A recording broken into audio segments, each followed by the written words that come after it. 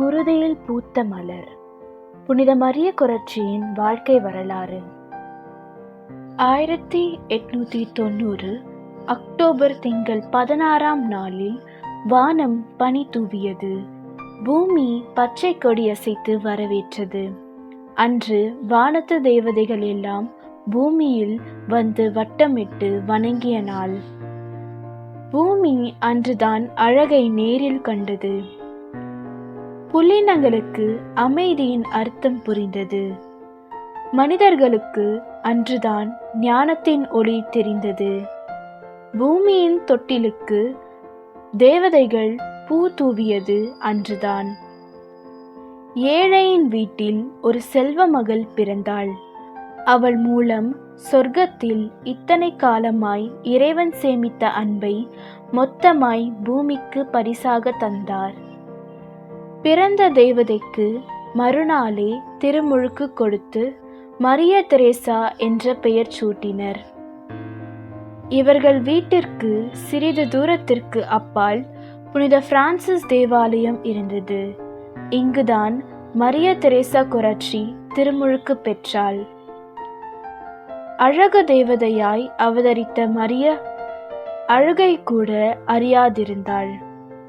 சக குழந்தைகள் தாலாட்டு கேட்டபோது மரியா ஆன்மீகம் கேட்டாள்.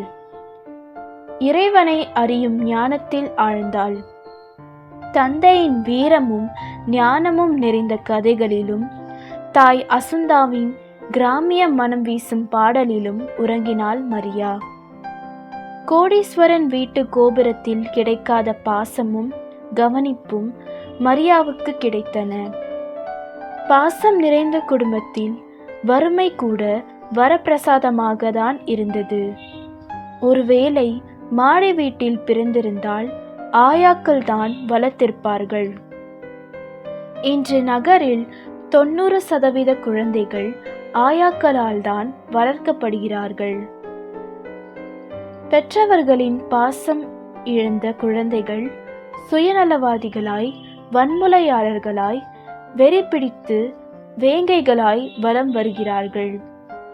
பணம் பணம் என்று அலையும் குடும்பங்கள் கடைசியில் நிம்மதி நிம்மதி என்று அலைகின்றனர். மரியாவோ பாக்கியசாலி. அவள் அன்னை மடி அவளை அன்போடு தாளாட்டியது. தந்தையின் வலிமையான தோள்கள் சீராட்டி தூங்க வைத்தன. கோடி கனவுகளை சுமந்த வண்ணம் லூயிஜி தன் மார்பில் இட்டு வளர்த்தார் மரியாவை. அவள் பொக்கைவாய் சிரிப்பு பார்த்து சிலிர்ந்தனர் தம்பதியர். வீட்டில் வறுமை இருந்து கூட மரியா பிறந்த பின் மறுத்து போனது.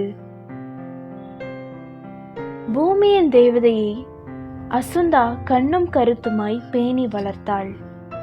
மரியாவின் 3வது வயதில் மரியானா என்ற தம்பியும் 6வது வயதில் எர்சிலியா என்ற தங்கையும் பிறந்தனர். ஆனந்தத்தில் விளையாடும் ஒரு குடும்பமாக லூயிஜி குடும்பம் இருந்தது.